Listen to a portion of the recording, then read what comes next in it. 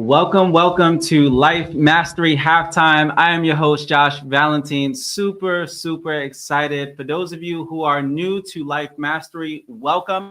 I've been hosting these Life Mastery webinars and seminars for many years with the work that I do as a coach. And I'm really excited because Life Mastery Halftime is really designed to help you reset halfway through the year.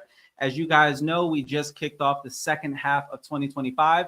And I'm really pumped up to basically help you guys reset and launch the second half of this year. So if you're new, welcome. Let us know, drop a comment, let us know what city you are tuning in from.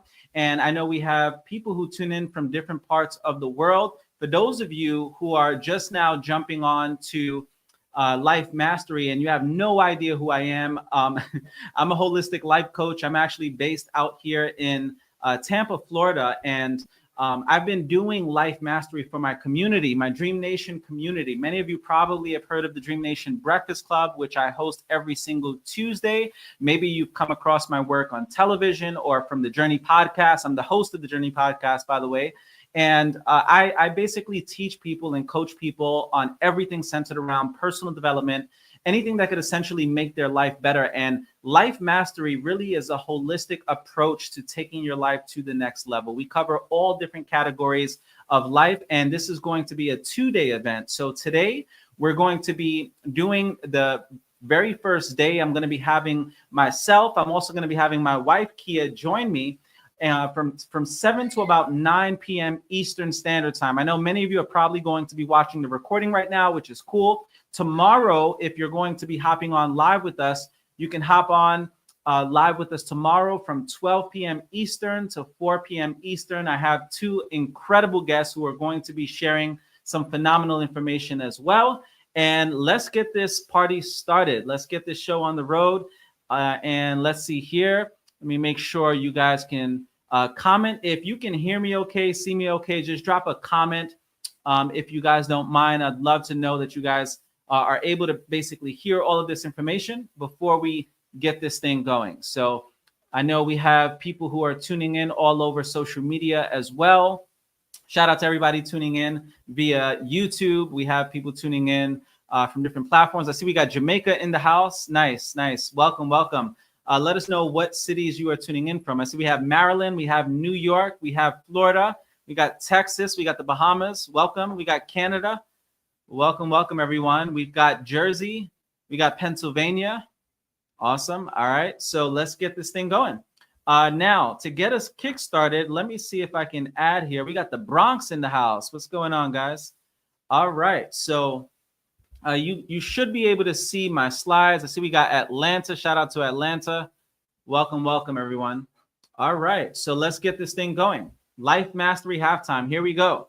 And if you don't know, usually what we do is we have two Life Mastery events. So we have one to get the new year kickstarted for like New Year resolutions, things like that. But we also have our Life Mastery Halftime, which is my favorite, of course, because everybody, typically is doing all kinds of New Year resolution stuff. But it's very rare that you'll find people that will do something halfway through the year, right? So that's what makes this event so special. And a lot of exciting updates that I want to share with you guys. All right, so here we go. Let's jump right into it. If you guys don't mind, take out your notepads. You're going to have to take notes throughout this entire segment because I'm going to be sharing a lot of information. The majority of this stuff you're probably going to forget.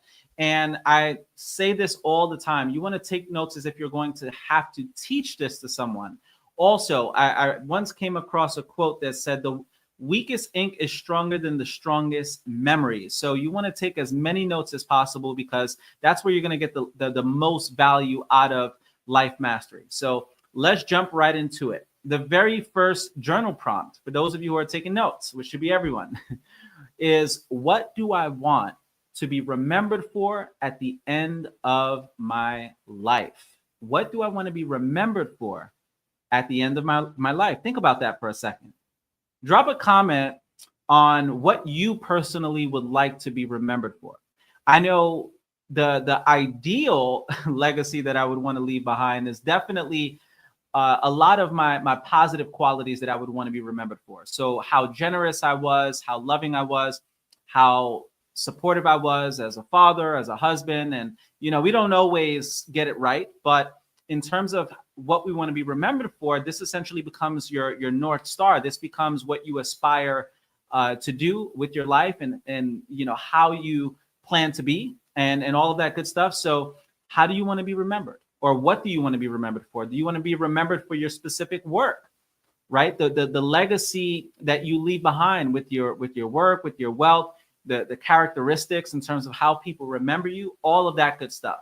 But take some time to really write in your notes exactly what you want to be remembered for at the end of your life. It's actually a common question that I ask on my podcast. So next up, we have the Netflix exercise. Now, if you've been following my work, you probably are very familiar with the Netflix exercise. It's one of the most common exercises that I typically go over for really good reason. Now, what I love about the Netflix exercise is I actually created this Netflix exercise. There's many versions of it, but I call it the Netflix exercise. Reason being is because I'm one of those documentary nerds. I love just binge watching all kinds of documentaries. And I love learning about the different stories of people who've gone on to do incredible things with their lives.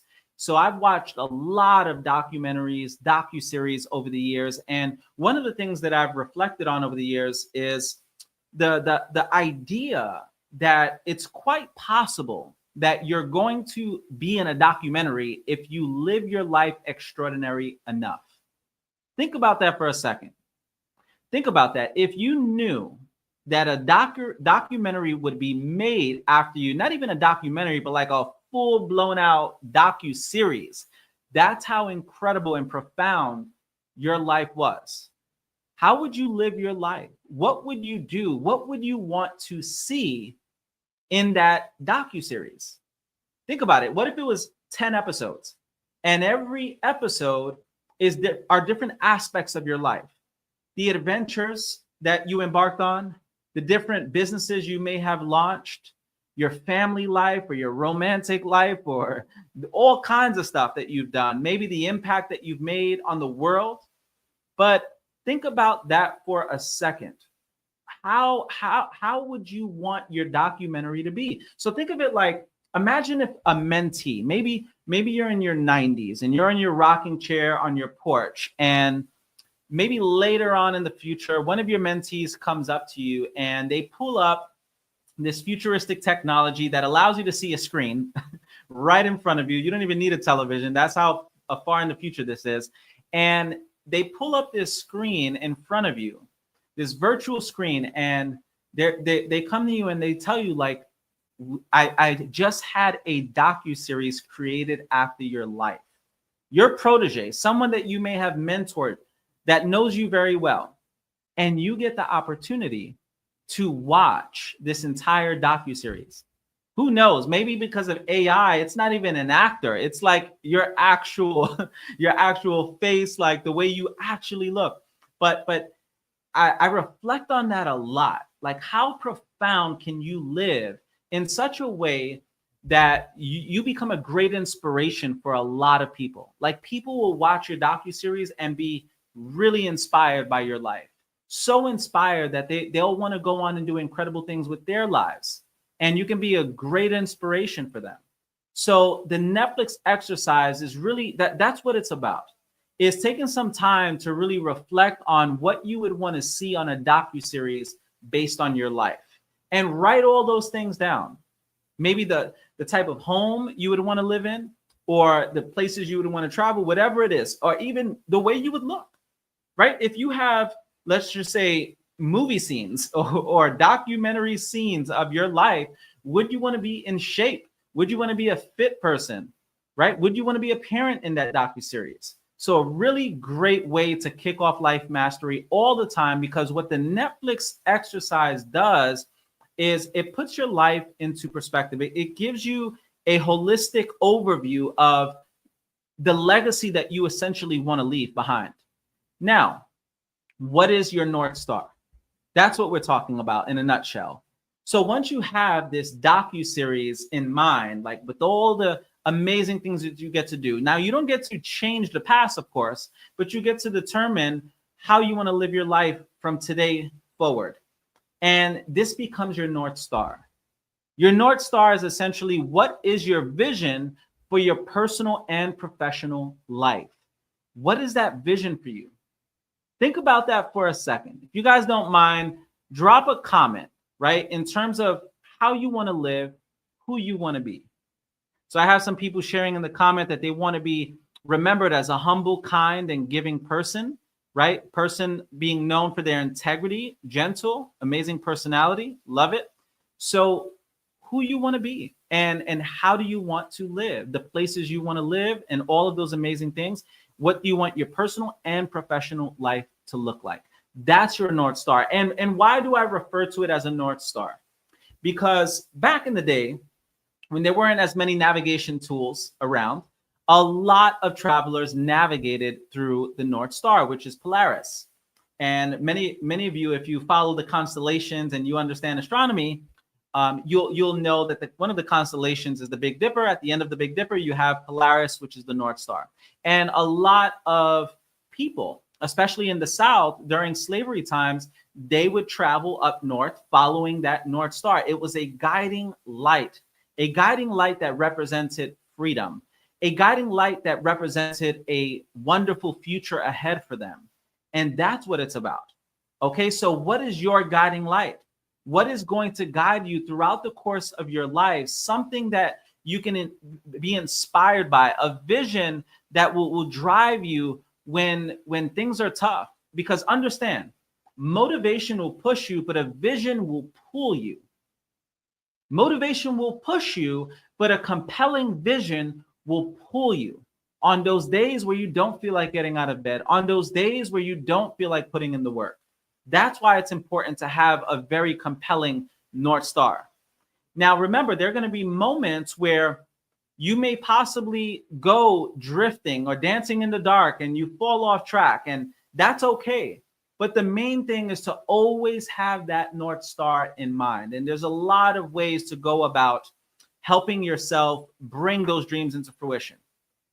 Okay, now, here's a really great journal prompt for many of you as well. And you guys can screenshot this if you need to. Maybe you're not a fast note taker, so you can even screenshot this and put it in your notepad. Many times what I do is I'll screenshot stuff and I'll put it in the notepad. So you could actually even copy words from a photo. If you have an iPhone, maybe Droid has a similar feature, but you can copy and paste whatever you take a screenshot of as well. Okay, so here's a really great journal prompt in terms of finding your purpose. Because I know a lot of you are you're hearing about this and you're like, man, this is cool, but I don't really know what I want for my life. And that's okay. I'm going to give you guys some journal prompts that can help lead you in the right direction. Because you may say, I haven't discovered my purpose, or I don't really know what I want to do with my life. So here's a really great journal prompt that I came across years ago that helped give me a lot of clarity. So here are the questions. What are my gifts, talents, and interests? What are my gifts, talents, and interests? And how can I use them to serve humanity? Think about that. Take some self-inventory while you're on right now. Take some self-inventory and write out genuinely, what are your gifts? So your gifts may be gifts. I always look at gifts as a little bit different from talent. Talent is like what you can do. Gifts are certain blessings that you were born with, right? Maybe your gift is you have the gift of beauty, right? Beauty isn't necessarily a talent, but it's a gift from God. Maybe you have good looks, or maybe you were born into a really good family, or you were born into great circumstances. Maybe you have access to resources, but what are some of your gifts? And what are some of your talents? Your talents could be, maybe you're amazing with numbers. It's those things that you have that not everybody else has. Maybe you're super talented physically in terms of what you can do athletically, but we all have different talents. Like, for example, for me, I can speak all day. Like God just wired me in such a way where I can speak in front of a camera for hours upon hours, but not everybody's wired for that. And also, not everybody wants to do that. And that leads me to, what are your interests? You see, you may not care to be a public speaker. You may not care to be a podcaster. You may just want to be a stay-at-home mom. You may just want to be a plumber, an electrician, whatever it is. What genuinely interests you? What are your passions? What are things that you are super passionate about? So once you take inventory of those things, the gifts, the talents, the interests, then you ask yourself, how can I use them to serve humanity? How can you use them to serve humanity? So for me, for example, I realized that I had the talent or the gift of being able to lead people. And I don't know why God just kind of wired me from the time that I was a young person. I've always fell into leadership roles. I was always the leader. And I didn't mind leading. I didn't mind taking on that responsibility. I feel like I was also kind of wired to be a dad, but not everybody's wired like that. So what are your gifts, talents, and interests? For me, it was things like speaking. And speaking wasn't always this remarkable ability. Like I had to refine it over the years, and I wouldn't even necessarily say I'm the perfect speaker, but I've refined it over the years. And the talent was genuinely there, but it had to be refined. It had to be worked on over the course of many, many years and thousands of just hours worth of speaking in front of people, speaking on the Breakfast Club, speaking on podcasts, speaking on stages around the world, training, presenting, all of that stuff. Just hours upon hours of that. That's what got me to this point. And I use those gifts and talents and the interests, because let's be honest, not everybody's interested in personal development.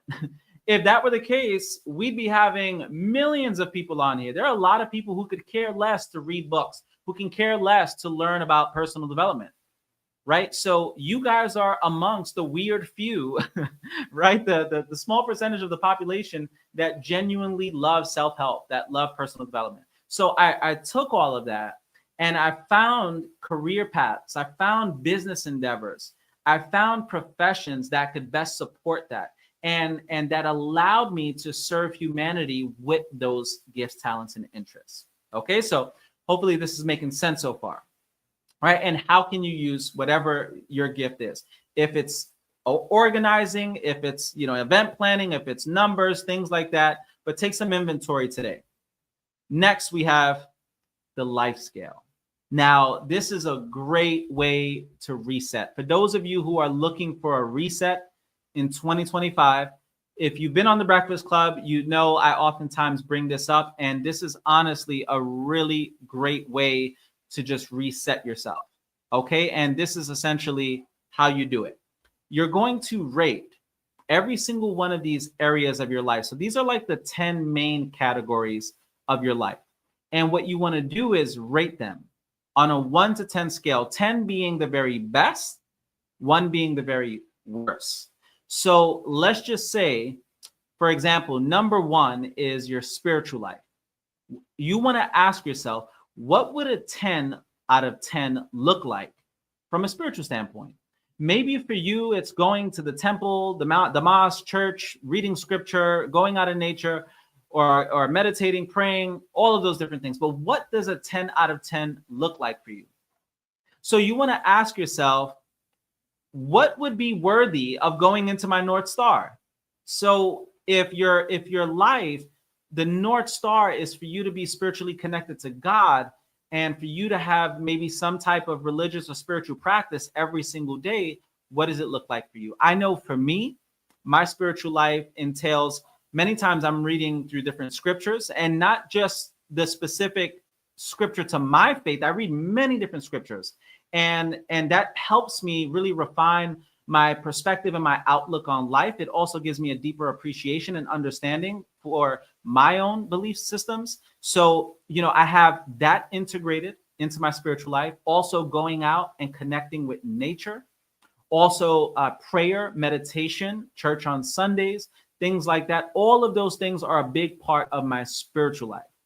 Okay. And you want to identify what that looks like for yourself. and write down right now in your notepad, write down where are you today from a spiritual standpoint. Maybe you feel a little distant or disconnected from your spirituality, but where are you today? Where do you fall on a 1 to 10 scale? Okay. Secondly, we have relationships and marriage. Now, if you're not married, or maybe you're not even in an intimate relationship, these are like your closest relationships. So maybe your best friend or the person you spend the most time with. And if you have a significant other, that would be this category. Now, where do you fall? I know for me, this category specifically fluctuates throughout the year. Sometimes I'm going beast mode, or my wife is going beast mode with our business endeavors or things that we have going on. And guess what? We're not necessarily the best partner. And there are times where we're very intentional and we do put more time into it and we're doing a lot better. But that number fluctuates. And honestly, I'm okay with that. I'm okay with not being a perfect 10 out of 10 because I understand that this notion of work-life balance is not really sustainable. You may have balance every once in a while. It's probably going to be less than 10% of your life. You're going to be like perfectly balanced. I don't believe in work-life balance in the sense of it's not sustainable because there are going to be moments where you thrive in some areas of your life and then moments where you're not thriving in other areas. The goal should be, instead of work-life balance, the goal should be work-life harmony. Work-life harmony. Work-life harmony allows you to hold space for these other categories of your life and hold space for when you're not at your very best in some areas, and to allow yourself to essentially focus and maybe even obsess. Maybe you're in a building season with your business or your job and you're all in on that, and you kind of have to, because let's be real, every person of greatness has obsessed about their work. Every person of greatness, you'll find that there's also dark aspects to their lives. It's not always perfect, and that's okay. So the goal should be work-life harmony. I always say that when it comes to the life scale, if you can get to a 7 and above on the life scale, that's when you've officially mastered work-life harmony. Not an 8 and above, a 9 or above, or even a 10 out of 10 in it. Literally a 7 or higher on all of these areas. That's when you have mastered the art of work-life harmony, work-life integration. Okay. Number 3 is your family, or maybe like your children if you have children. So I'm a father, and I know right now our kids are living their best life right now in the Bahamas. And that's also a big part of our parenting, right? Like having our kids just be well-rounded and also be cultured and also spend time with other family members. And that's a big part of our parenting style. Okay. And sometimes, guess what? I'm really dialed in with a business launch or taking a company off the ground and all of that stuff. And I'm not reading the books at night. I'm not taking my kids out as much. But again, that's okay. Give yourself some grace. Do not beat up on yourself about it. Okay, remember, when it comes to children, children remember experiences. They don't remember time. So I had learned that from a great mentor of mine years ago, that if you are just intentional with creating peak life experiences with your kids, that's what they'll reflect back on. Think about your childhood. What do you remember? Probably the peak life experiences, the moments you shared with your family, not every single monotonous day that you spent as a child. You're not going to remember. I probably got less than 30 solid memories of my entire childhood, years and years of being a child. They're more than likely like less than 30 that actually stand out. Okay, so that's the idea. All right. Number 4, business or career, right? If you run a business, then where are you business-wise? Do you feel like you're excelling with your business? Is your business taking off? Is it growing or is it dying? With your career, do you feel like you're plateaued? Do you feel like you're stagnant? Do you feel like you're in a funk? Are you bored? I went to a men's business leaders group that I go to every single week, and there was a gentleman there that had been in his career path for over 30 years. And he genuinely said his biggest, we cover wins and wars, like what were some of the wins of the week and what are some of the wars of the week. And this gentleman literally just said he's bored after over 30 years of working in his job. Where are you? Right? You may have a great career, but you're simply bored with it, or you feel like you're not growing. Okay, so rate where you are on a 1 to 10. Number 5 is finances. Now, you may have a great job. You may have a thriving business, but your finances are not on point. Why is that? Because maybe you didn't develop your financial IQ.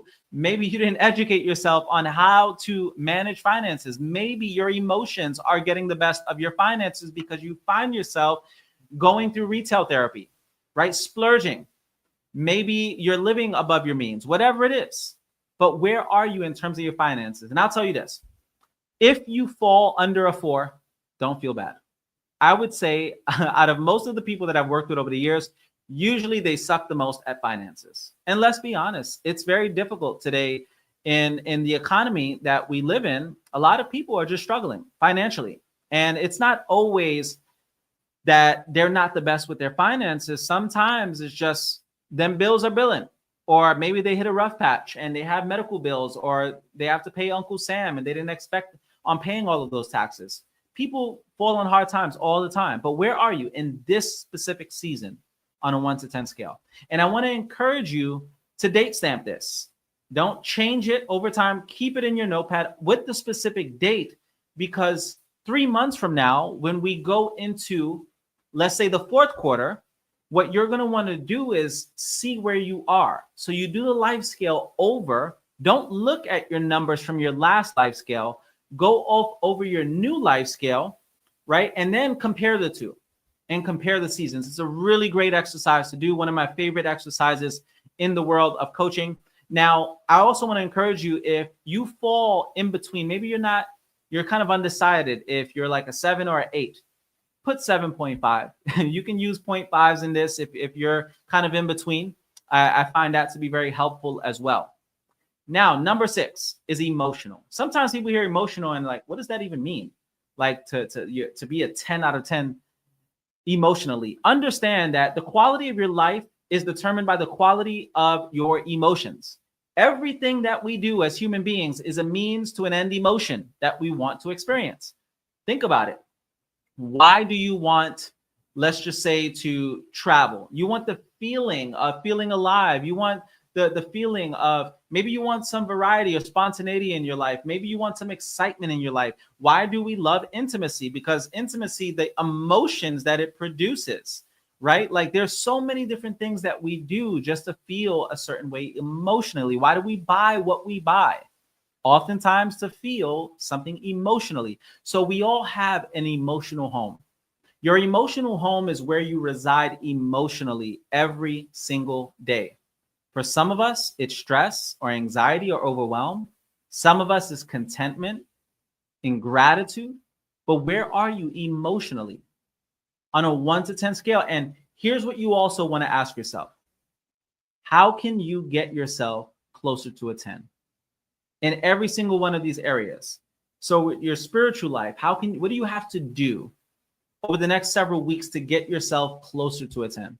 What do you have to do to get yourself closer to a 10? What can you do this week to get yourself closer to a 10? Maybe emotionally, for example, what you can do is go for a walk in nature. Maybe what you can do is block out time on your calendar for prayer and meditation. Maybe what you can do are breathing exercises to get yourself in a parasympathetic nervous state, as opposed to a sympathetic nervous state where you're in fight or flight mode, right? You have to calm yourself down. So what can you do emotionally? Number 7 is personal development. Personal development. How much have you been growing as a person? How much have you been growing with your intellectual life? What you know, your knowledge base, your experience. And personal development can go up in a lot of different ways. Maybe you attend a seminar, you read books or listen to audiobooks or things like that. But what can you do to get your personal development to a 10 or even close to a 10? Number 8 is health. Now, health just isn't how many muscles you like your muscles looking all brolic, right? Your health can be mental health, It can be physical health. We just wrapped up Men's Mental Health Month, and I'm very passionate about just educating on how to improve your mental health, but your mental, emotional, and physical health. That's what it's about. Number 9 is fun and recreation. So what is your quality of life? How much fun are you genuinely having on a 1 to 10 scale? I know for a lot of people, they actually thrive in this area. So they may suck financially because they're blowing it all on having fun, but they're having a great time. And hey, we can't cast judgment on those people as either. Like, get it how you live, whatever floats your boat, right? Number 10 is contribution. Contribution is super important because if you look at what are the spiritual needs, the needs of the soul, you'll discover that the needs of the soul, if you go deep down the rabbit hole and you do a lot of research on this, you'll discover that the soul wants constant expansion. It wants to grow, but your soul also wants to contribute. It wants to serve in a very deep way. So whenever you find yourself in a funk or you don't have fulfillment in your life, ask yourself, how much am I growing and how much am I giving? How much am I growing and how much am I giving? All right, now let's jump into the next segment, which is setting micro goals. So the goal with this life scale should be asking yourself, how can you get your number closer to a 10? Once you identify that, so maybe it's saving more money every single week and making a budget. Maybe it's hiring the personal trainer or going to the gym at least 4 times a week. Maybe it's stretching a lot more. Maybe it's taking your significant other on a date night every single week. Maybe it's spending more time with your kids or setting up that family vacation. But ask yourself, in every single one of these categories, you take some time to do your journal prompt. And in every single one of these categories, you're simply going to ask yourself, how can I get them closer to a 10? Now, this should lead you to setting micro goals. Now, what in the world are micro goals? Many of you probably know of them as SMART goals. SMART goals being specific. It's an acronym for specific, measurable, attainable, results-oriented, and time-sensitive. There's a few variations of that, but that's pretty much the gist of it. But they're small goals that you can actually accomplish within the week, within 1 to 3 weeks. That's the way that I go about my micro goals. What are some of the goals that I can put on my calendar for this upcoming week? And that leads me to, what are some examples of micro goals, but also macro goals? Macro goals are more like your North Star. What are the big vision? So with macro goals, you may think 1 to 5 years out. So these are the big dreams, the big purchase, maybe buying that home or that condo or that dream vehicle. It may be becoming a millionaire financially or getting out of debt. It may be that dream body, losing 50 pounds. Whatever it is, you're obviously not going to do that over the course of a week, 2 weeks, 3 weeks. So that's where micro goals come in. Think of macro goals like a big ship. Big ships are slow to maneuver, right? But they pretty much carry a lot more. And then you have the rescue boats. The rescue boats can maneuver and just move in a much more efficient way. And that's like your micro goals. These are the ways that you fulfill the macro vision. So this could be what we call IPAs, or income producing activity. So if you run a business, that may be reaching out to a certain amount of prospects or potential customers for the day, or doing a certain amount of cold calls, building your brand, posting on social media. Those are all different things that you can do. Then it may be logistics. So maybe you have to plan some stuff. I know one of the things that we're going to be talking about is our Creators Conference. And with our Creators Conference, really exciting times. And I have tons of logistics that have to happen with our Creators Conference happening in the fall in Tampa, Florida. And like, for example, it can be booking the venue. It can be ordering different products and things like that to make things happen, right? But what are the logistics? Things that you can do this week. Maintenance. So maybe the micro goal is maintenance on your body, maintenance on whatever it is that you have going on, or just small tasks in general. Those are just some examples of what micro goals can be. All right. Now, if you guys are getting value so far, drop a V for value in the comments. I want to make sure you're still with me here. Next, we have calendar optimization. And if you've been following my work for years, you know that these are a lot of common things that I talk about. It's not about adding all this extra stuff. It's honestly about sharpening the saw or sharpening the blade. It's not always coming up with all different types of tools that you can use. Sometimes it's just the same stuff, but you just have to sharpen those things. You need to be reminded. Sometimes it hits you different in different seasons, right? In this season, some of this information may hit you different than a year ago. And that's really what it's about. So calendar optimization, how do you optimize your calendar? Now, for me, one of the things that I do is I use Google Calendar specifically. I love Google Calendar because I can sync it with a lot of different Google platforms and everything like that. I use Gmail, and I even like my team, they have Gmail accounts, things like that.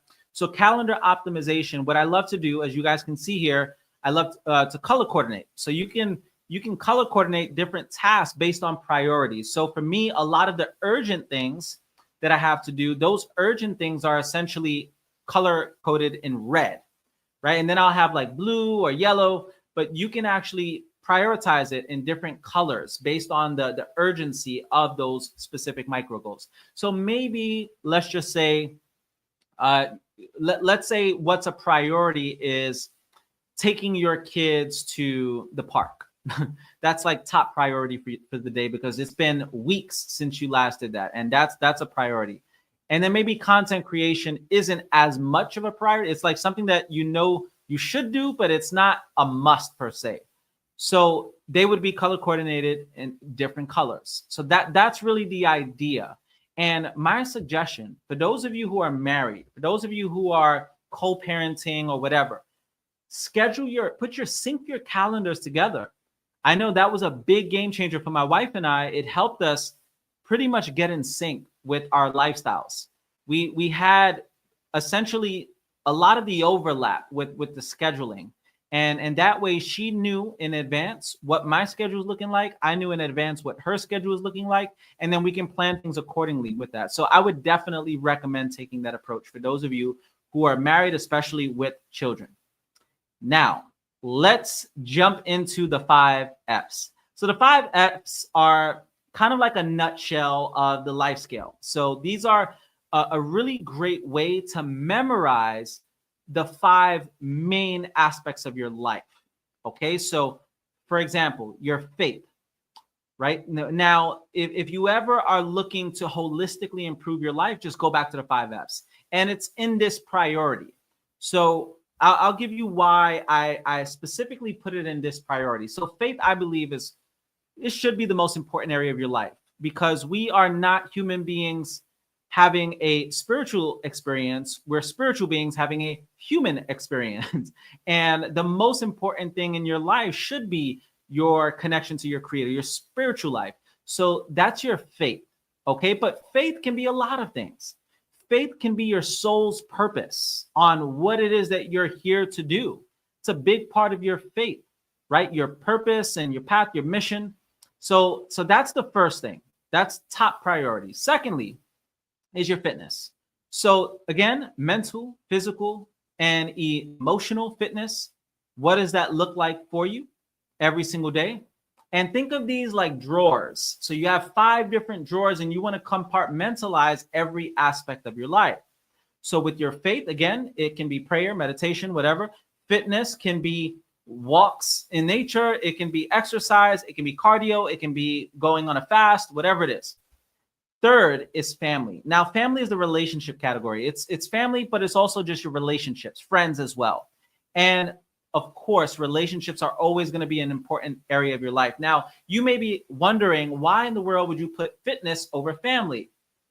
Obvious reasons. You can't fill from an empty cup. So it's like, how in the world are you going to possibly take care of your family or even possibly have anything to offer your friends if you are not personally taking care of yourself? I always give the airplane analogy because it's one of the best ways to describe this.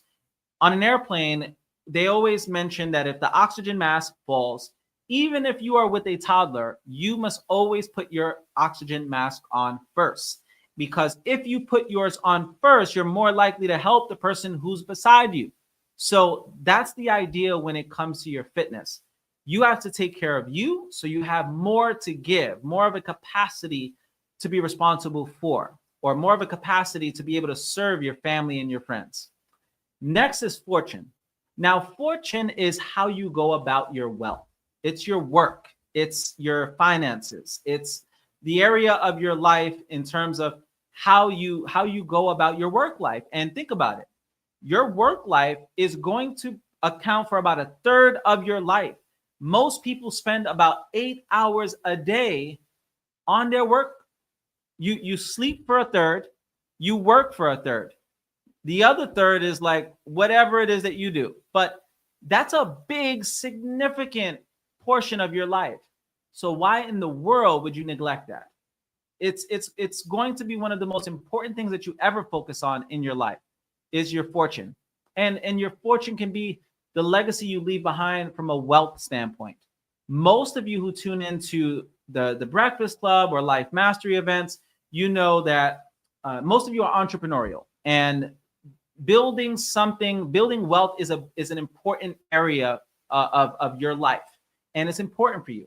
So you have to bring enough consciousness to this specific area. And lastly, it's fun. It's fun.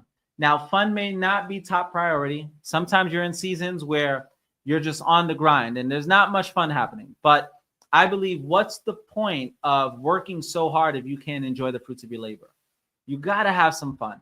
Even if you just schedule in the fun, you do something you love once a day or once a week. For me, Sundays, I shut it down. I'm not working at all. I just made a lifelong commitment that I'm going to take at least one day out of the week to not do any work. And that has worked very well. It hasn't necessarily taken away from my productivity. It's set very healthy boundaries. It's allowed me to put put more focus into my family, my spiritual life, things like that. So what can you do though for fun? How can you schedule more fun in your life?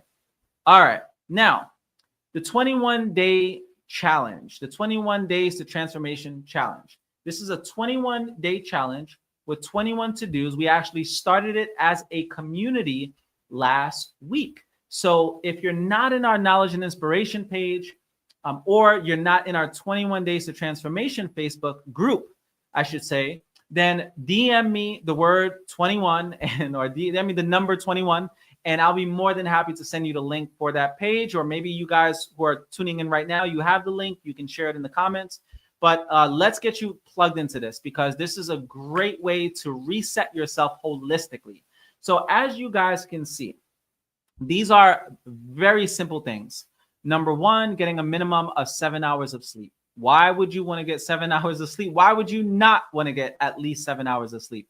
You should be getting at least 8 hours of sleep, but 7 hours should be the standard. 7 hours or more, I should say. Some people need a little bit more, okay? But that is a really great target to shoot for. Maybe you have to try to go to sleep a little bit earlier, but it's very, very important. Number two, wake up at least 30 minutes earlier. And it may sound a bit like counterproductive because you're like, well, how am I going to get 7 hours of sleep now, but also get up 30 minutes earlier? Listen, go to bed earlier if you can. Okay. And of course, not everybody has the ability, but I want to encourage you guys to not snooze for the next 21 days. Okay. And this is a great way to pretty much kick off the second half of 2025. We have close to 21 days for the rest of the month. So this can be a July to remember. Number three, no social media, the first and last hour of the day. Listen, if you've been going through mental health challenges, one of the best things you can do is unplug from all social media altogether. It'll be one of the best things that you do. Number four, meditation and prayer. Number five, affirmations. I'm actually going to be giving you guys some really great affirmations. Number six, journaling. And some of the journal prompts from today you can take. You can journal about all kinds of stuff. If you're stressed out, one of the best things that you can do for anxiety is getting your thoughts on a piece of paper or on a notepad.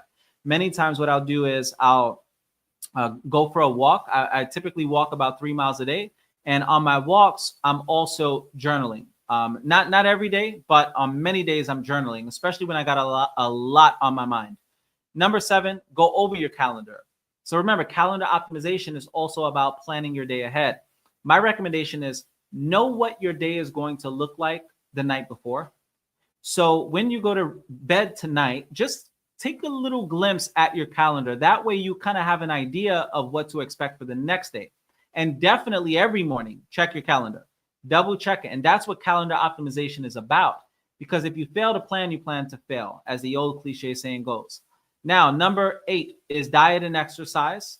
Whatever, or wherever you're at from a diet and exercise standpoint, what can you do to make it better?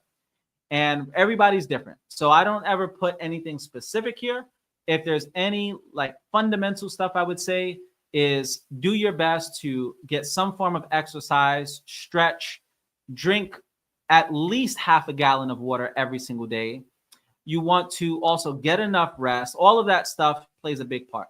Number 9 is dress your best, because if you look good, you feel good. And take my word for it. Dress your best for 21 days. See how you feel. And I can almost assure you that you're going to feel a lot better about yourself. Your self-esteem is going to go through the roof. So dress your best for the next 21 days. Number 10 is give up a vice.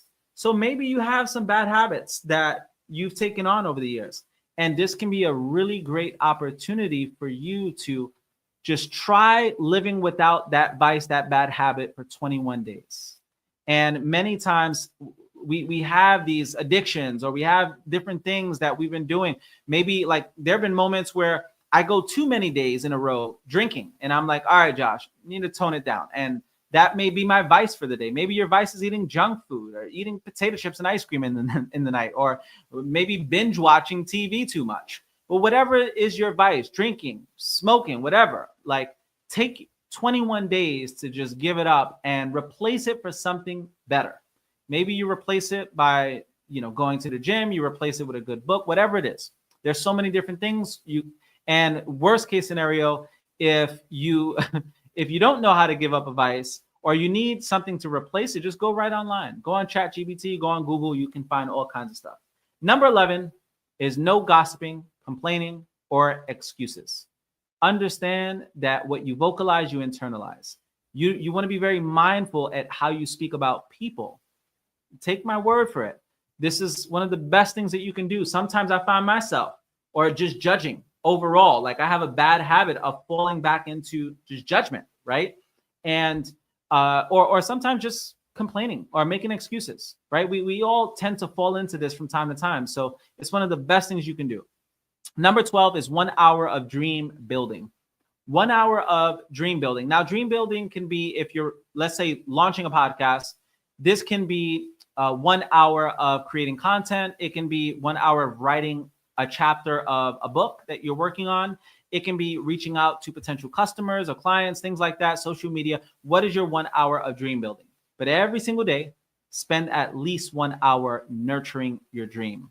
I always say that you need to give your dreams enough T. T is an acronym for your time, your energy, and your attention. So when you give your dreams enough time, energy, and attention, you're much more likely to bring them into fruition. Number 13 is learn something new. Learn something new. Most people in our community, they go on Duolingo. And by the way, if you're in the 21 Days to Transformation Challenge, drop a comment from time to time, post up whatever book you're reading or whatever you're working on in your 21 days. Just share some updates. If you're very uncomfortable speaking in front of a camera, that could be a great opportunity to speak in front of a camera to our community. Okay, but share different aspects of the 21 Days to Transformation that you're working on. And guys, understand this. You don't have to nail the 21 to-dos. If all you do is just take on a handful of these, it can still add a lot more value. It's still, every single one of these things are adding more value to your life. So that's really what it is. You don't want to think discipline, think lifestyle, right? So discipline tends to feel very rigid, but if you think of it in terms of your lifestyle, it doesn't feel as rigid. Okay, so now we have number 14 is read a book or listen to an audiobook. There's a lot of great ones. One of my most favorite ones that I read on life and business is The Diary of a CEO by Steve Bartlett. He's the host of the Diary of a CEO podcast, and I definitely recommend it if you're looking for a really good audiobook on life and business. Really great one to read. Number 15 is tidy up. Get your feng shui on. And why do you tidy up? Because your outer world is always going to be a direct reflection of your inner world. A cluttered home is a cluttered mind. A cluttered mind is a cluttered life. You have to declutter your space, clean your space. If you find yourself overwhelmed, having anxiety, listen, how does your home currently look? Do you have a sink full of dishes? Are there piles of clothes all around your bedroom? And this is one of the best things you can do is just clean out your closet, get yourself organized. Okay. Next, we have number 16, compliment or encourage someone. Compliment or encourage someone. Listen, there'll be more that you gain out of it that someone else even gains out of it. So compliment or encourage someone. 17 is check on someone you love and do this weekly. This will be one of the best ways to go about enhancing your relationships. Check on someone you love. If you haven't spoken to your mom in a while, your dad in a while, your cousin, your brother-in-law, your sister-in-law, your niece, your nephew, your grandparents, whoever, just check on people or someone that you love at least once a week. Show someone that you care. Okay. Number 18 is at least 1 day of rest. So if you're doing a 21 days to transformation challenge, that's at least 3 days of the 21 of rest. Number 19 is give away 10% of your overall income. This is major. If you've never done it, give it a shot. Maybe you can't give away 10%, even if you have to start off at 5%, still definitely worth it. Okay. Number 20 is save 10% of your overall income. Maybe you haven't tried that in a while. And over the next 21 days, you make it a mission to save at least 10% of your overall income. Why? Because again, this is a holistic approach to making your life better, and finances is just a big, big part of that, as well as contribution. Hence why we're recommending you guys give away 10%. And last but not least is do something you love for fun. Do something you love for fun. As you can see, the 21 to-dos are pretty much all the things that can enhance the 5 F's in your life. So my goal is to have you guys have a general understanding of how to holistically make your life better. Not just one area of your life, but we're talking the well-being of your whole being. All right. So just to kind of give you guys some quick nuggets before I bring on the one and only Mrs. Kia Valentine to have a fireside chat with me. I'm really excited for you guys to be able to learn from her. One of the things that we talk a lot about here on Life Mastery are relationships and also just money and building wealth. And I can't think of a better person to bring on than Kia. So we'll go about another 5 minutes or so before we bring her up. And I wanted to kind of just share some things from like a faith standpoint, fitness, and then we'll jump into the family and the fortune. So with faith, here's a really great journal prompt. What would I do if fear was not a factor and I could not fail? What could I do? Think about that. If you had all the faith in the world that things would work out exactly how you want it, right? What would you do if there was no fear? You didn't care what other people thought about you. You didn't think about your limitations. You also, what if you had the faith that whatever you did, you knew you were going to follow through? And for some of you, you probably would go on to launch that podcast, write that book, or whatever it is. Okay. But it's important to reflect on this specific question. This is a question that I've reflected on a lot over the years. Next, we have Sankapa affirmations. Now, this is a specific way. Some of you are like, what the hell is Sankapa? the Sankapa affirmations, I actually learned this practicing yoga over the years. And pretty much the idea is you want to say 2 affirmations. Come up with 2 affirmations that you can say over the next 40 days. And you should strive to say them 40 times a day. Listen, why in the world am I bringing this up? Because it works. It works. If you don't believe me, just give it a try. If you've never done anything like it before, give it a try. Remember, there's power in the tongue. And the more you speak these things into existence, like you essentially vocalize it, and you vocalize it, then you internalize it. Everything, your whole world, your paradigm of the world is going to essentially lead you towards that direction. I've done it. And I'm telling you, it works. So whatever area of your life you want to improve the most, come up with affirmations around it. And here are some really good ones. Maybe you want to work on your confidence, and your affirmation is, I'm the most confident person I know.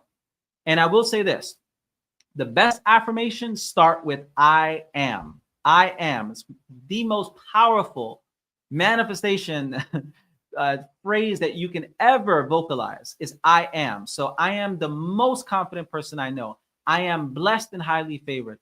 I constantly attract an overflow of abundance because of all the value I bring to the world. That's one of my favorite ones. I always attract amazing leaders into my business. I am deeply loved by so many people. I am healthy and whole. All really great affirmations. You can even screenshot this if you want to take some of these and make them your own, but all really great affirmations. And you always want to state affirmations present tense. You want to state it as if it's already in existence. It's already happening in your life. Okay. Now, here's a really great, for those of you who are into meditation, like guided meditation, this is a really great one by Dr. Joe Dispenza. It's the morning meditation. I actually did it with a community that I led during the pandemic for an entire year. We called it the Dream Year Circle. And when I tell you the most incredible things happened during that year, so many people were able to create so many amazing things in their life just by the power of visualization. So you have affirmations, which is what you essentially speak, but visualizations is what you visualize, okay? And it's always important to have a vision. And maybe that vision is that North Star, okay? Now, here are some, you have some of the affirmations there. I always live in abundance, all those different things that you have right there on the side, but you can look up the morning meditation right on, I know on Apple Music, it's on there. You can probably find it on Spotify or wherever music is streamed. Just type in Dr. Joe Dispenza morning meditation. It's about 24 minutes. So it's a little long, but it's definitely worth it if you can integrate it into your schedule. So this could be a big part of, maybe you have some form of prayer, some form of meditation.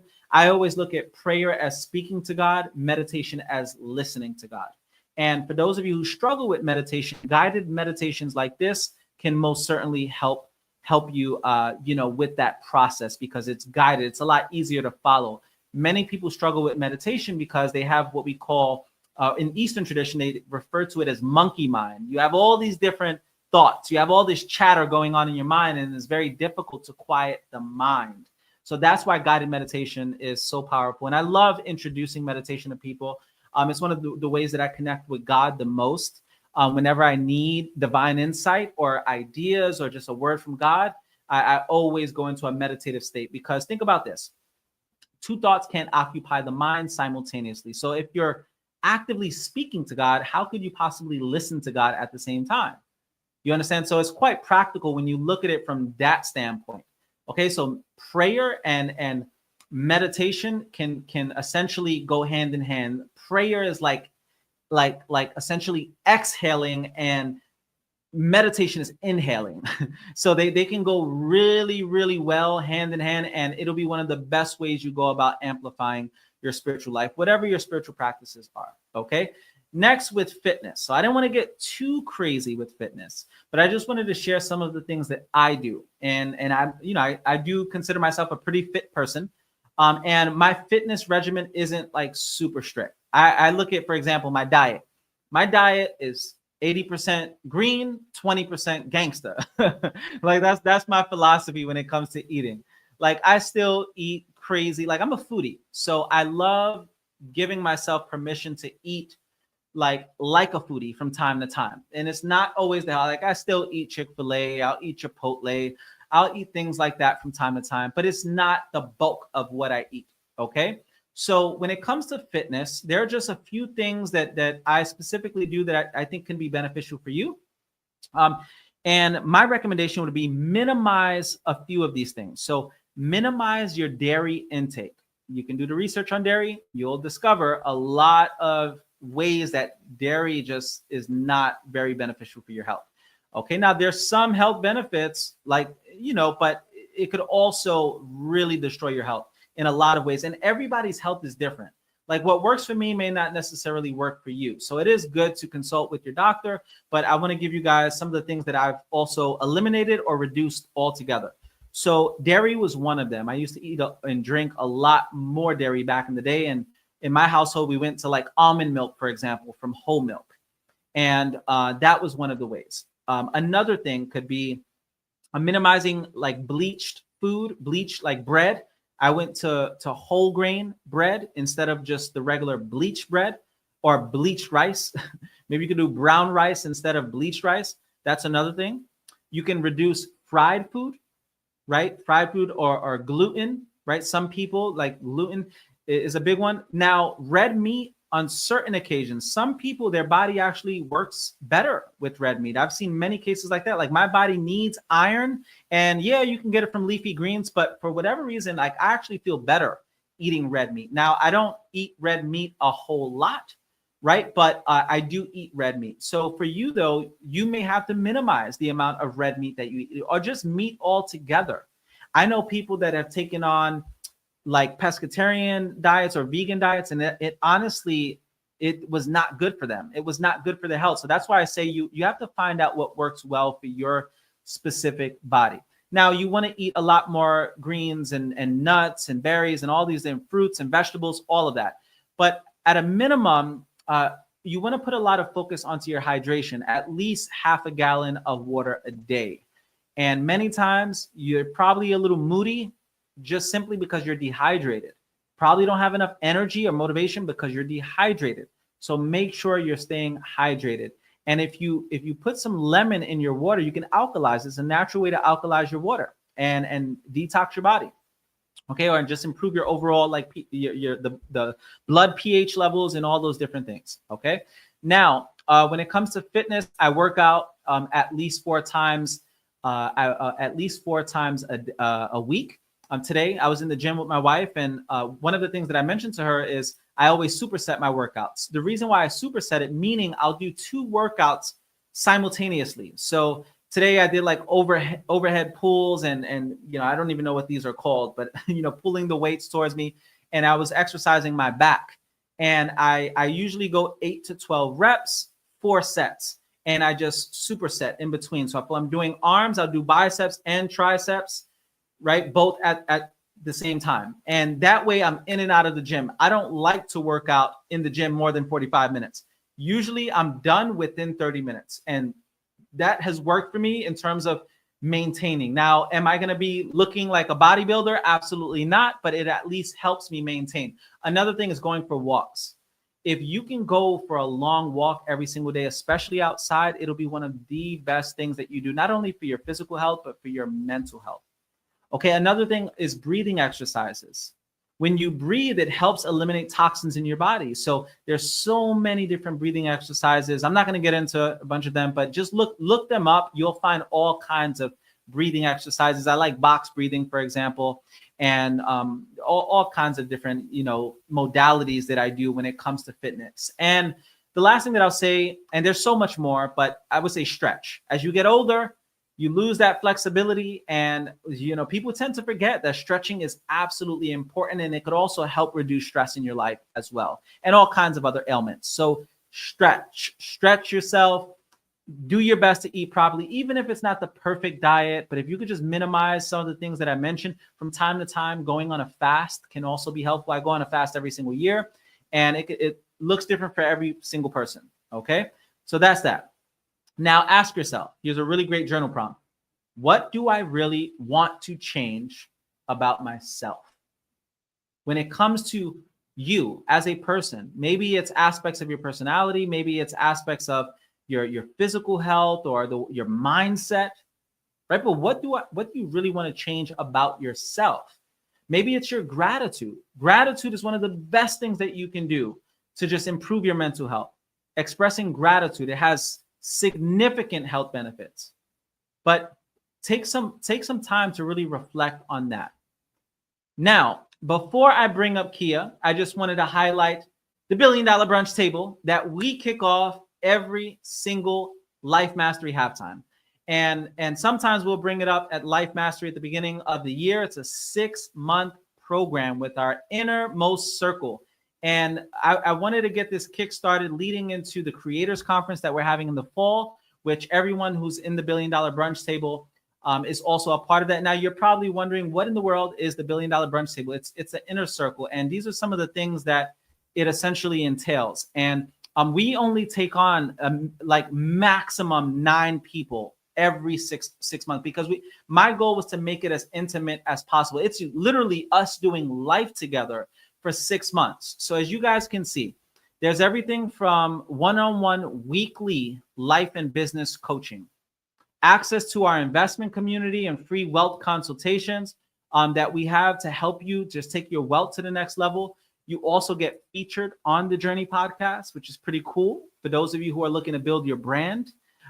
Free VIP access to our Life Mastery events, access to all kinds of morning guided meditations, and that we have personal invitation to an expedition or trips that we do retreats and things like that.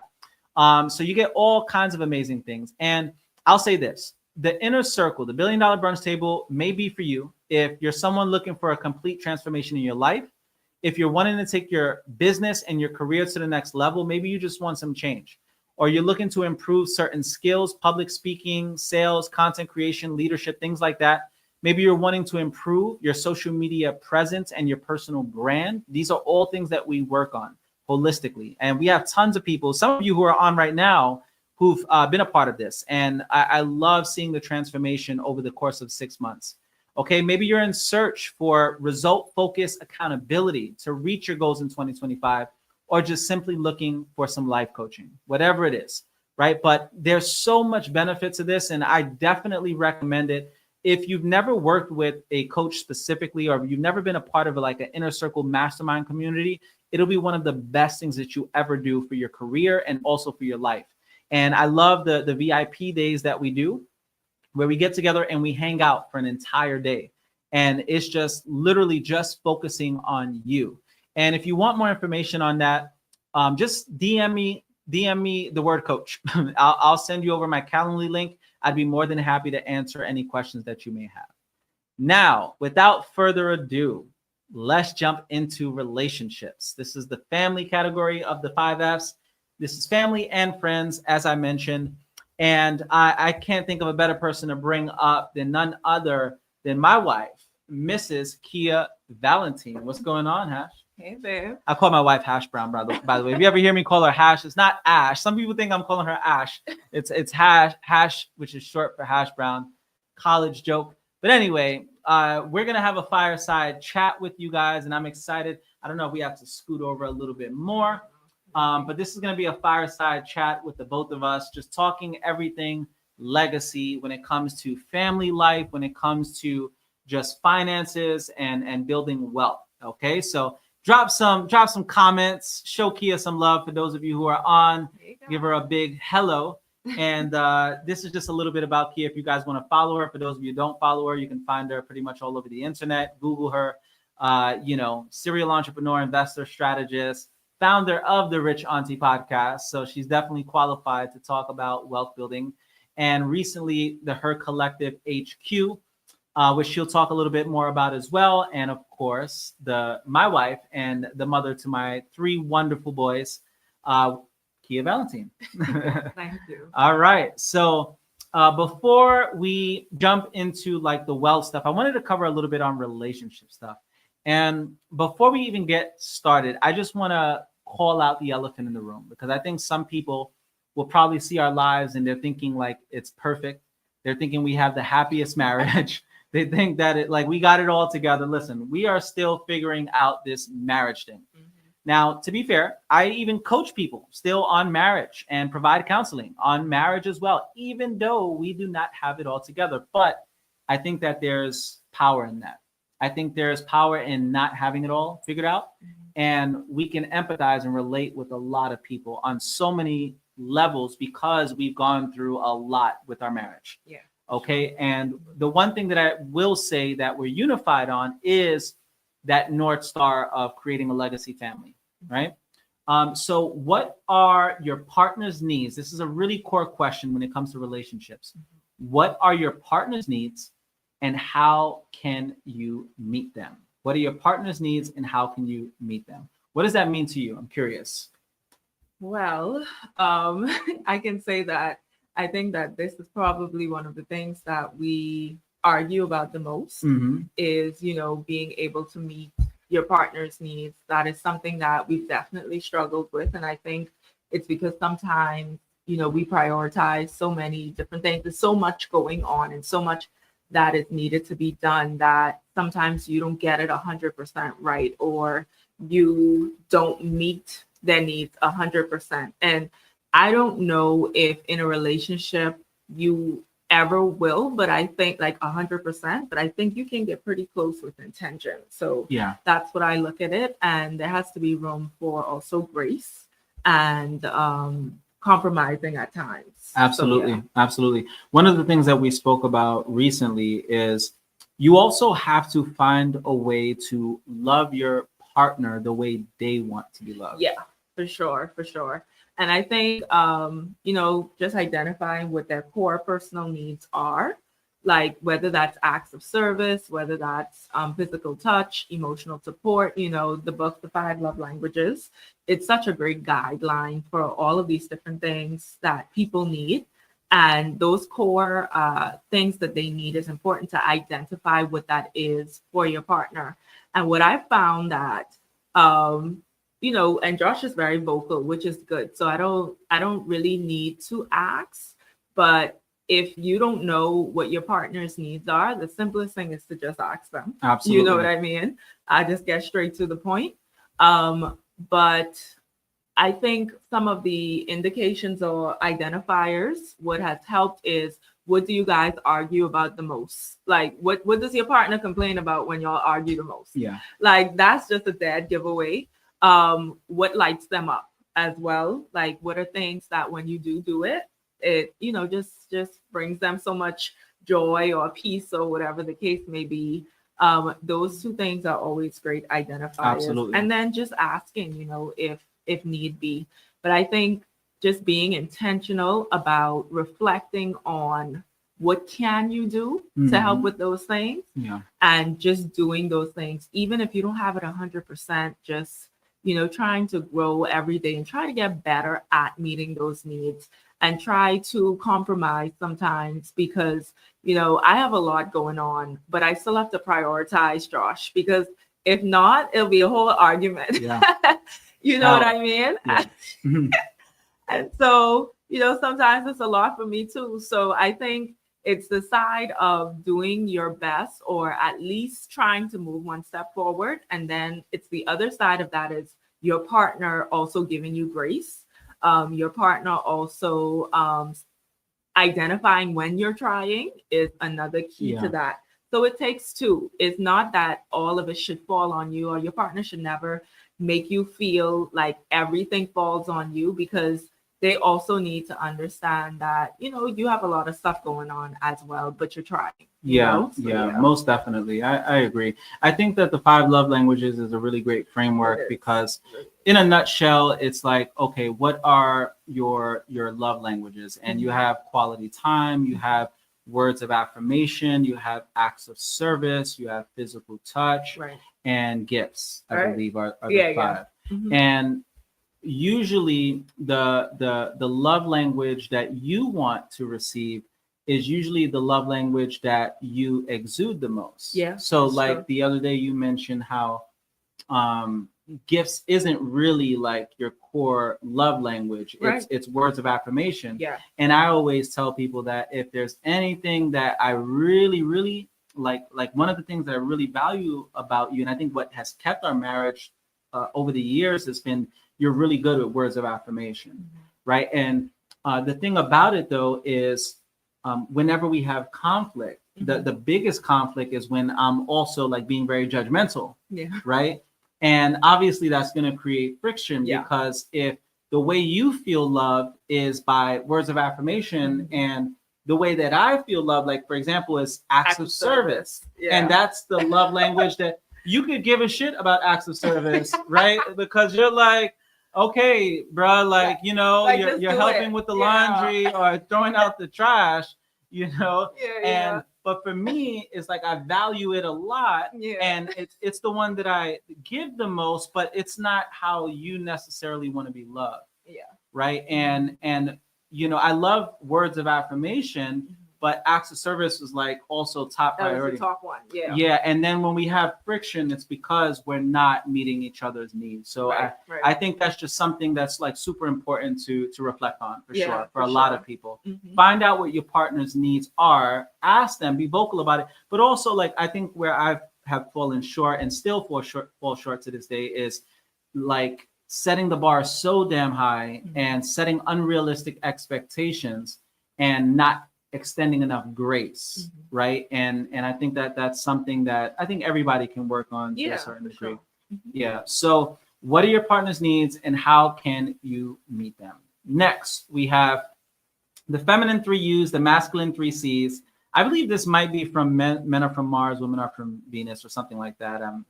But the idea is whenever this is not being met, whenever these things aren't being met, right? So in order for the feminine to thrive, like you can't have the feminine going through these things. And for the masculine, it's the 3C. So like what do I even mean by that? So for example, your relationship is going to struggle if your feminine partner is not feeling seen. Yeah. And I know usually like we go through it if you see that I'm just like not paying any attention to you and just acting like you don't exist because I'm feeling some type of way, and it creates problems, right? So you don't feel seen. And another thing is not understood. Yeah. Right? Not feeling understood, but also feeling unsafe, which you bring up. That's a big one. Yeah. Not feeling safe. This will lead to more marital destruction than anything. And then for the masculine 3C's, we shut down as masculine beings whenever we're criticized, right? And you and I had spoke about that, like me feeling some type of way about you criticizing my decisions. Yeah, for sure. Right? And that created friction, or feeling like you're closed off, like from an intimate standpoint. Not accessible. Yeah. Or just even from an intimacy standpoint. Yeah. Right? Not feeling or just not connected, no type of affection. Yeah. Right? Yeah. For sure. And feeling like you're closed off. That'll also create like major problems. Or just feeling controlled. Yeah. And I know for me, like I definitely am one of those people that just can't be controlled. Like I need to be a wild boy and just just do my own thing and move the way that I need to move. I can't be restricted. You are really good at that, just kind of letting me do my thing. But I know like anytime it's been feeling as if I'm being controlled with how I go about the family money, or controlled with how I go about certain things, it's like it does create like a lot of friction. Yeah. And if you're the feminine or the masculine, this is important to understand, and also important to identify. Okay, my partner, how am I making her or him feel seen, or feel understood, or feel safer? Yeah. Right. And for the men who are on, or the masculine people who are on, right, like how can you best support them by not like emasculating them, or just judging their decisions all the time, not closing yourself off, or not trying to control. I see that happen with a lot of relationships. The woman will try to control the man in a lot of ways, and then it creates like major friction. Yeah. And I think all of this is just lack of communication. Yeah. And when I say communicating, like really trying to understand your partner, not listening so you could have a rebuttal, but listening so you could genuinely make those changes. Absolutely. Yeah. So really great framework for those of you who want to nerd out about marriage, really great framework there. And these are the two books that these concepts come from. So you have the 5 love languages and Men Are From Mars, Women Are From Venus. Yeah. Listen, if you want to thrive in any area of your life, you got to read some books on those areas. You gotta like educate yourself. And I think that's super important. So we definitely recommend, and we actually just went to a marriage conference a couple of weeks ago, and we had bought a book. I think it was like Sacred Marriage. Yeah. Yep. So there's all kinds of books out there, but listen, you can't expect for your marriage or your relationships to grow if you're not pouring into them, or you're not filling up your knowledge base on these specific areas. And you're not open to changing. If it's like everyone has history and everyone has a past of how you interacted with each other. you have to, in order to move forward, learn to communicate, but also learn to forgive. Because if you don't forgive, like, and that unforgiveness takes root, Yeah. it means that you're not going to even be open to change. And it's just going to dig a deeper hole, and it's going to fester, you know? Absolutely. So, and obviously there are some things that may be unforgivable, not talking about those stuff. Of course. You know, that takes a lot more healing. But I think if you genuinely do have a good partner, if you have a good marriage, getting into arguments, saying mean things, it's not enough to just break up your marriage. But you have to learn to forgive your partner, forgive yourself, and also be open to doing the work. Yeah. I think that's the most important part, being open to growing with that person, and really evaluating, like, is this somebody I want to spend the rest of my life with?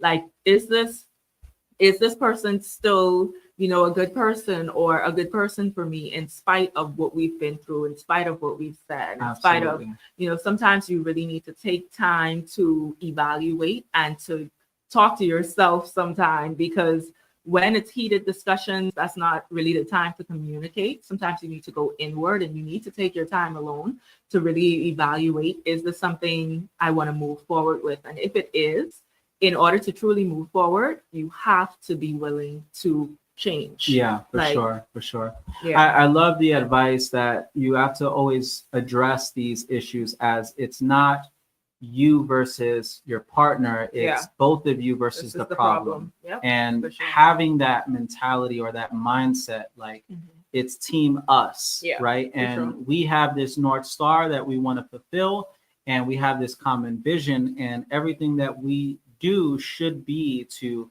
get closer to that vision, or bring that vision into fruition. But I would like to add that I also think it's you healing as well. Yeah. Like, you need to do work on yourself sometimes. Absolutely. To really be able, because it's one thing to, let's say, you my kids would say being toxic, right? Our kids would say, you know, you toxic.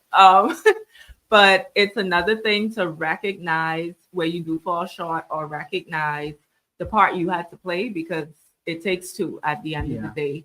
And to really do the work on yourself, to not keep repeating the same mistakes or the same issues, especially if this is somebody you want to be with. You know what I mean? For sure. And so all of us, it's both people really taking the time to evaluate themselves, and really look at themselves, look in the mirror, and say, you know what, okay, what was my part to play? Yeah. How can I react different next time? What is something that, you know, I could have done differently?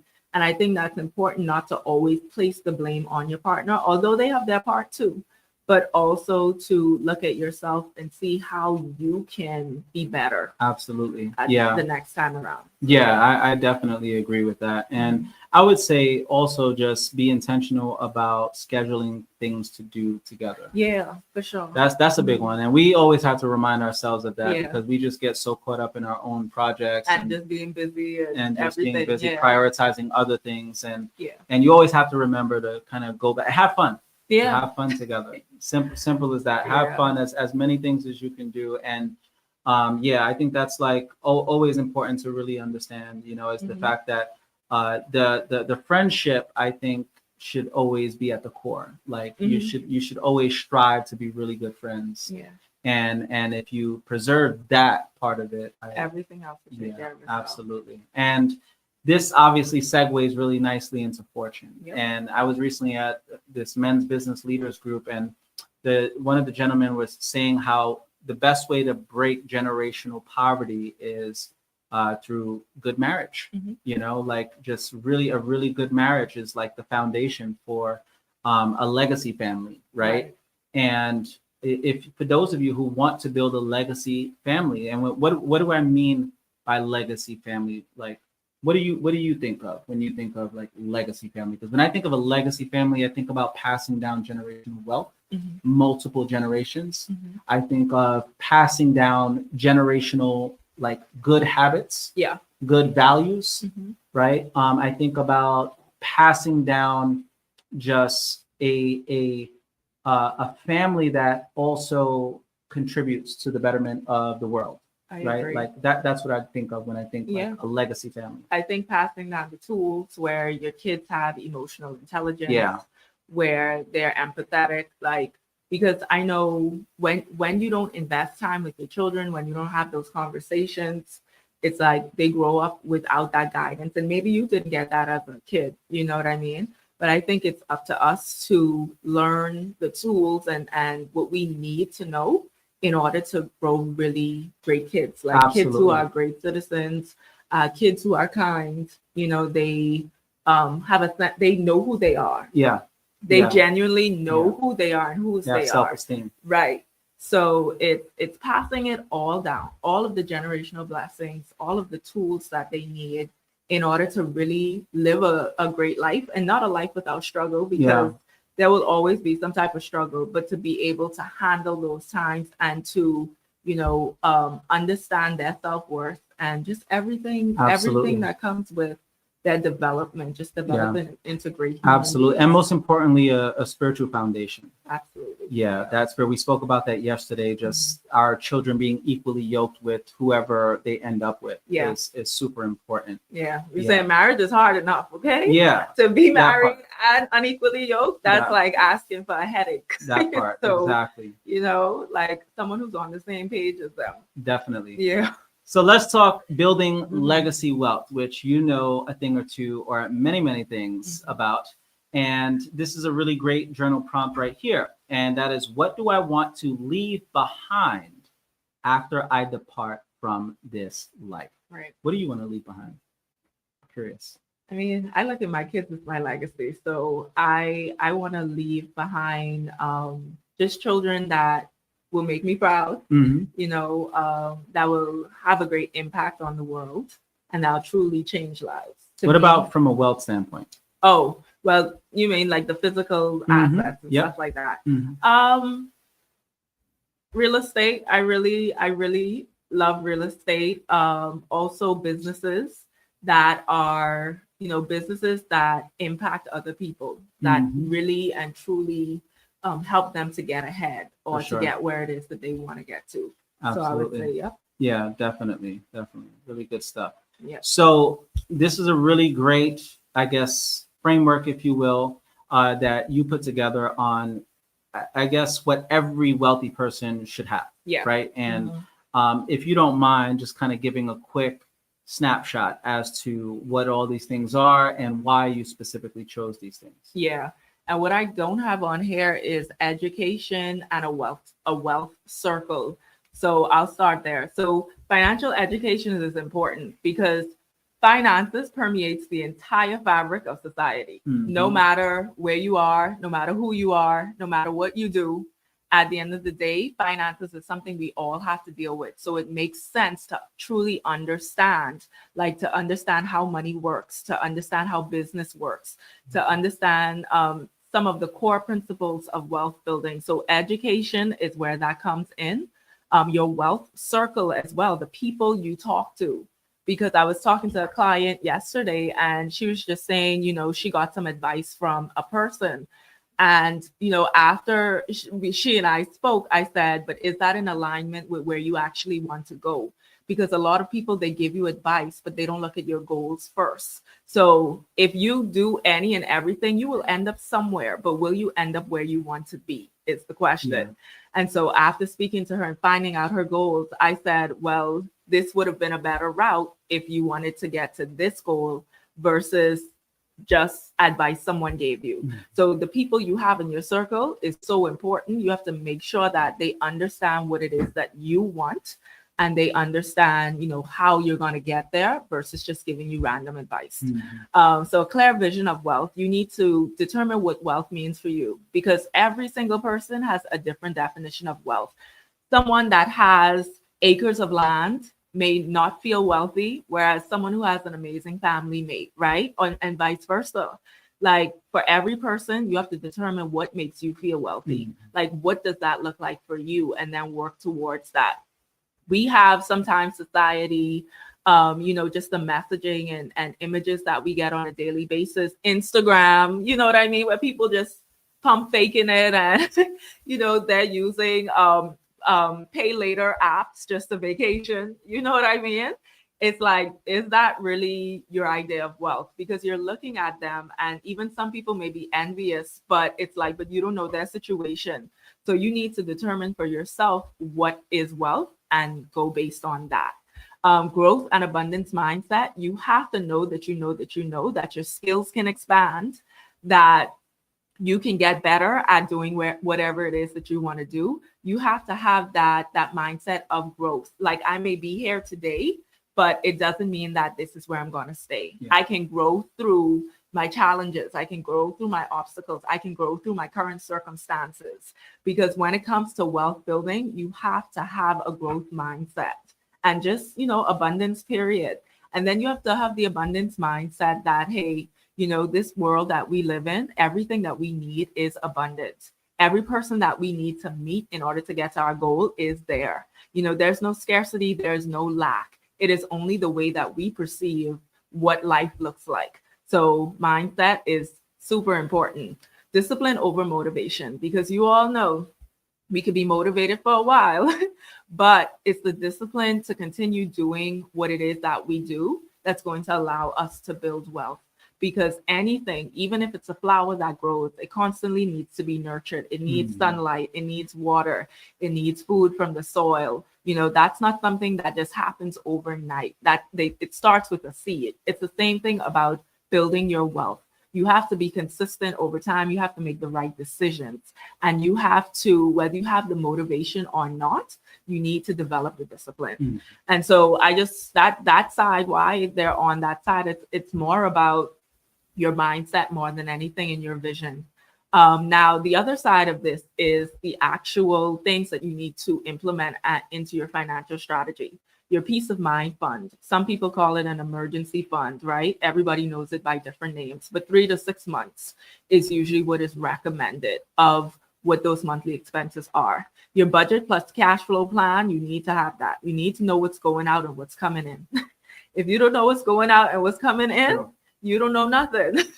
How can you build wealth when you don't even understand what your expenses are, when you don't even know what your income is? How are you going to grow from that if you don't understand what that looks like? Are you in the negative every month, or are you not? Do you have a profit every month? Like with the debt elimination and a leverage strategy.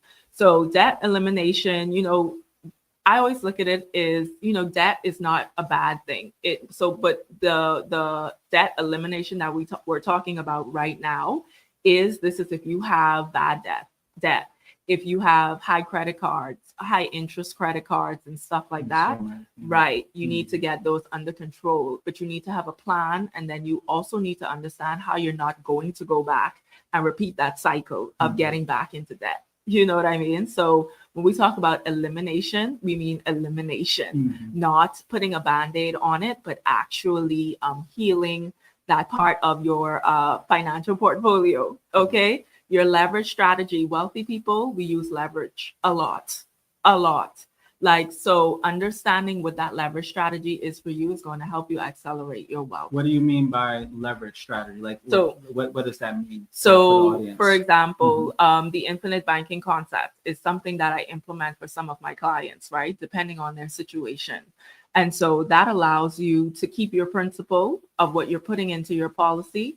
It also allows you to purchase assets and also to still keep that same principle working for you. And so you're using leverage because you're using the same dollar twice. Okay. And so it's understanding leverage, understanding what that looks like, understanding how to recognize opportunities that allow you to have leverage in your life. Also, residual income, that is leverage. If you're building a business, and you have money that comes in whether you work or not, passive residual income, like that is a part of leverage as well, because that allows you the freedom to be able to create an income source where it isn't dependent on you. Or even if it starts off dependent on you, eventually sometime in the near future, it won't be dependent on you anymore. So that's a leverage strategy as well. So just understanding what it is that you can leverage. It's also the right people, right? In your circle, leveraging their knowledge and their expertise. I always talk about like outsourcing instead of doing everything yourself, because then you spend so much time. That's a part of leverage as well. So just understanding what that looks like for you. Credit management. This is a big one because the more credit you have the ability to do so much more things, right? So this comes with the debt elimination as well, depending on your situation, but also understanding how to optimize that credit, understanding when is the right time to apply for credit, understanding how you're going to use that credit for leverage, all of that stuff as well.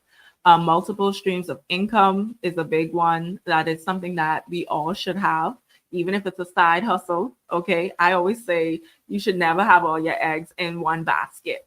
And yeah, maybe for a time, if you're building a business or something, but eventually you need to have more than one stream of income coming in. Because especially in this economy, okay, you do not want to just rely on one source of income because you just never know. And so I always say multiple streams make sense. Hard assets, because that's true wealth. Josh and I, we were talking about, land being true wealth. It's something you could touch. It's something you could feel. It's something that you could live in or live on. Hey, even if you needed to pitch a tent, it's yours. It's can be used to produce food. It's can be used to run power systems and everything. Land is to me one of the greatest things that your family can own, but also understanding how to leverage it as well. You know what I mean? And your legal strategy, that's your wills, your trust, your estate planning, all of these things. You should be thinking about these things. Every wealthy person is considering that. They're also thinking about their future generations, what that looks like, and what's the right way and most effective way to go about that.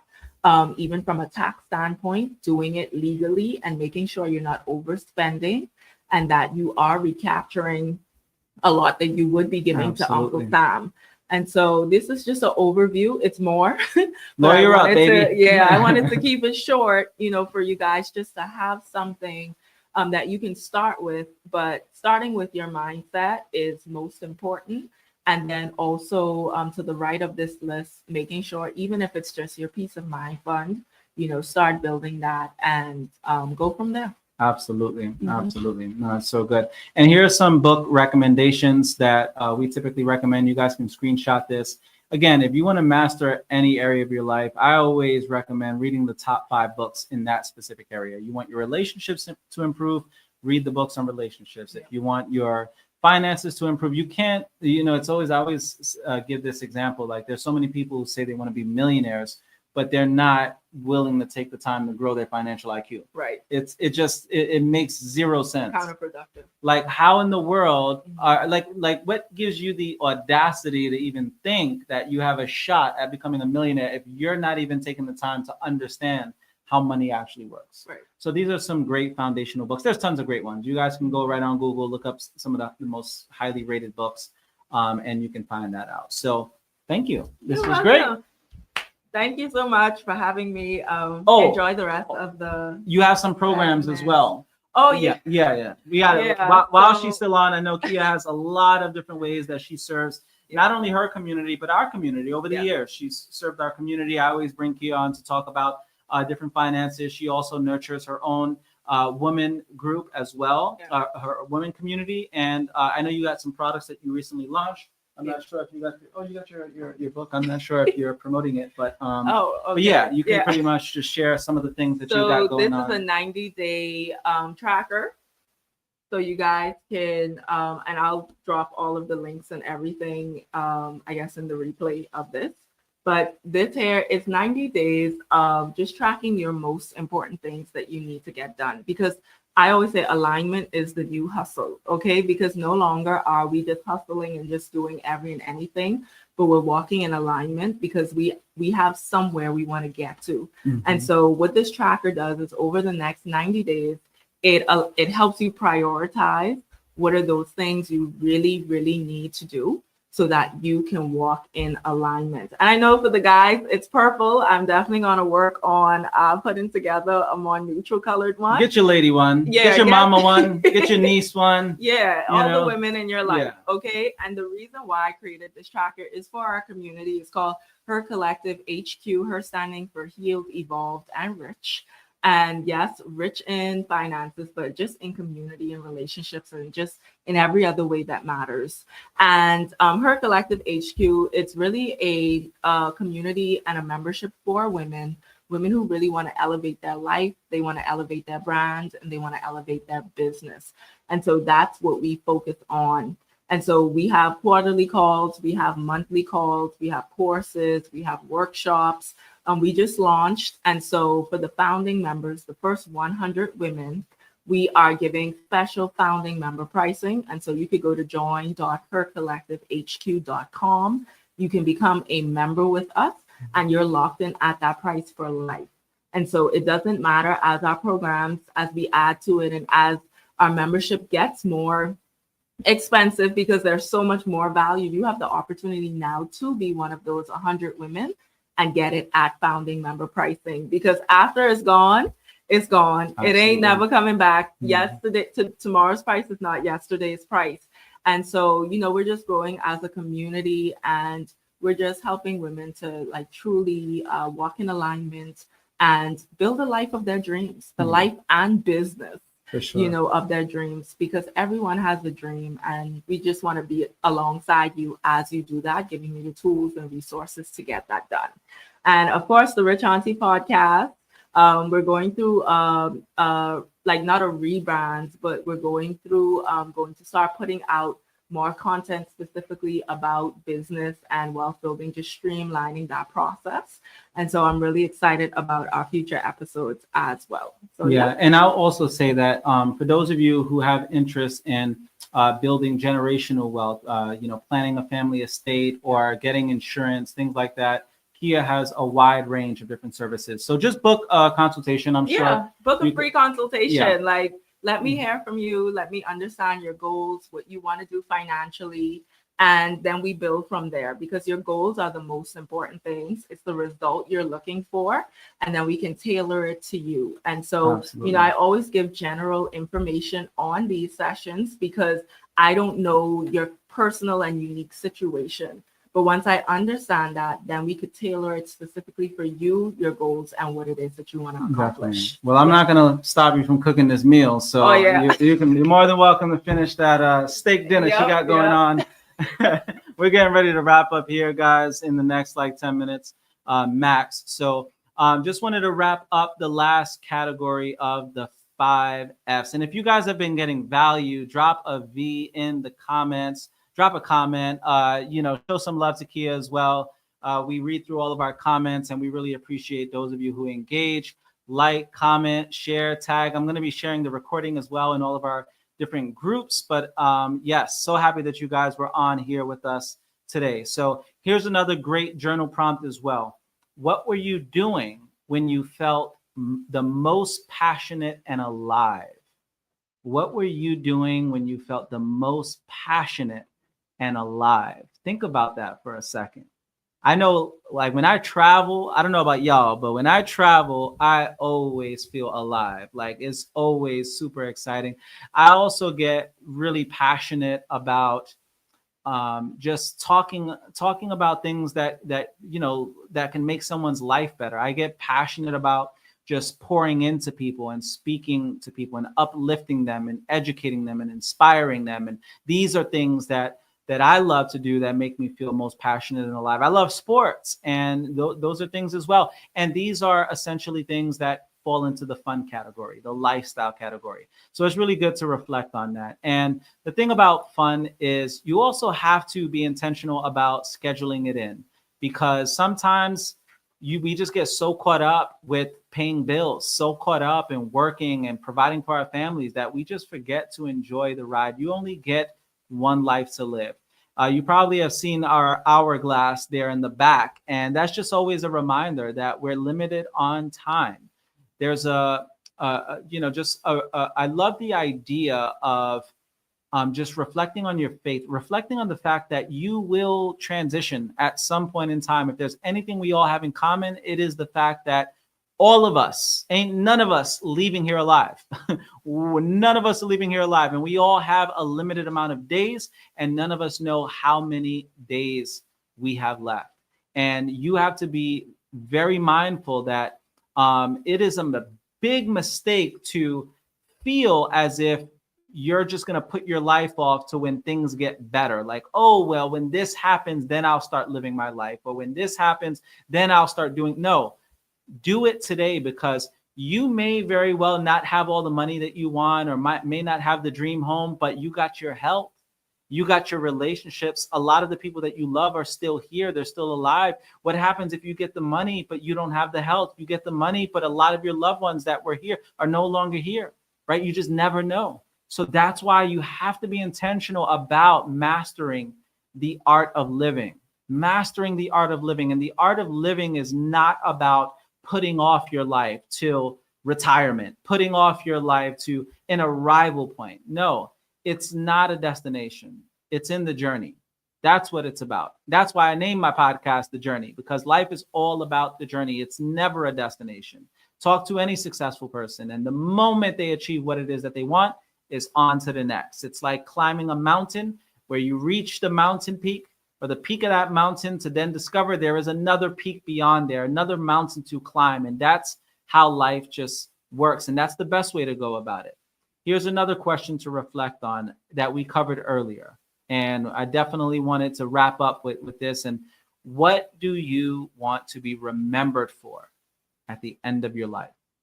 After everything that we just covered, what do you want to leave behind? What you want your legacy to be? What you want your vision to be? What you want your Netflix docuseries to be about? All of that. Life mastery is about taking some time to really reflect on your life. Really reflect on what it is that you want to do with your life, how you want to be, how you want to live. And if there's anything that is my number one motive when launching these life masteries, is really just to give you more clarity, give you more direction, help you find more purpose and passion in your life, so that you don't waste it, so that you live to your highest potential.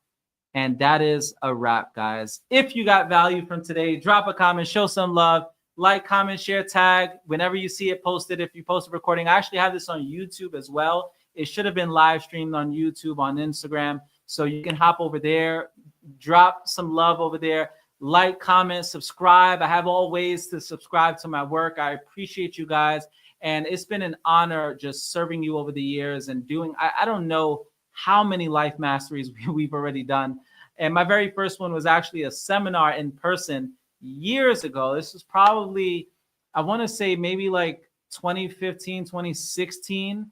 And here we are a decade later, still doing life mastery events. And it's just been a true joy just serving you guys and having you be a part of my journey, having you be a part of my life, my legacy. And as much as I get to serve you all, you guys also serve me by being a part of this amazing mission that I've committed myself to. So thank you so much.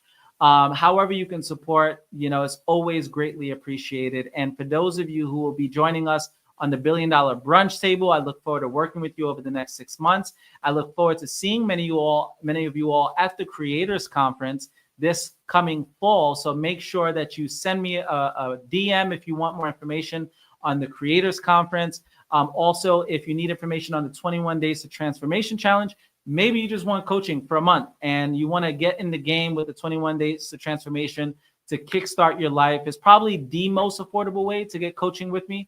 But we have tons of different ways you can get involved, guys. We have mastermind programs. If you're in need of community, get involved. We plan all kinds of trips every single year. We have trips that we have as well.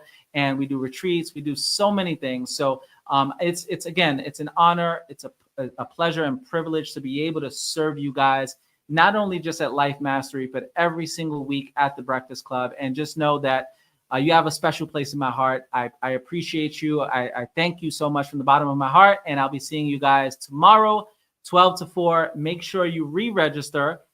For tomorrow, I have 2 guests that I'll be bringing on, and you guys are going to learn a whole lot. And one of those guests is an expert. He's actually an influencer on everything artificial intelligence, AI. It's my very first time ever covering AI on Life Mastery, and I'm doing it for obvious reasons. As you guys know, this is it's incontrovertible. This will be a part of our lives, our children's lives, our grandchildren's lives, and we have to understand it. We have to learn how to work with it, or we will be ruled by the people that know how to work with it. So I wanted to educate our community, and guys, it's free, okay? And by the way, if you want a VIP ticket, the VIP ticket comes with a complimentary coaching session. It's only $99. Get you a VIP ticket because I charge $900 an hour for coaching. So this is my gift to you guys, but get yourself a VIP access, and there's a lot more that comes with that as well. And also keep that 21 days to transformation challenge going. And thank you for those who participate by sharing it. I'll be seeing you all tomorrow afternoon. Take care. God bless. And that is a wrap for day one.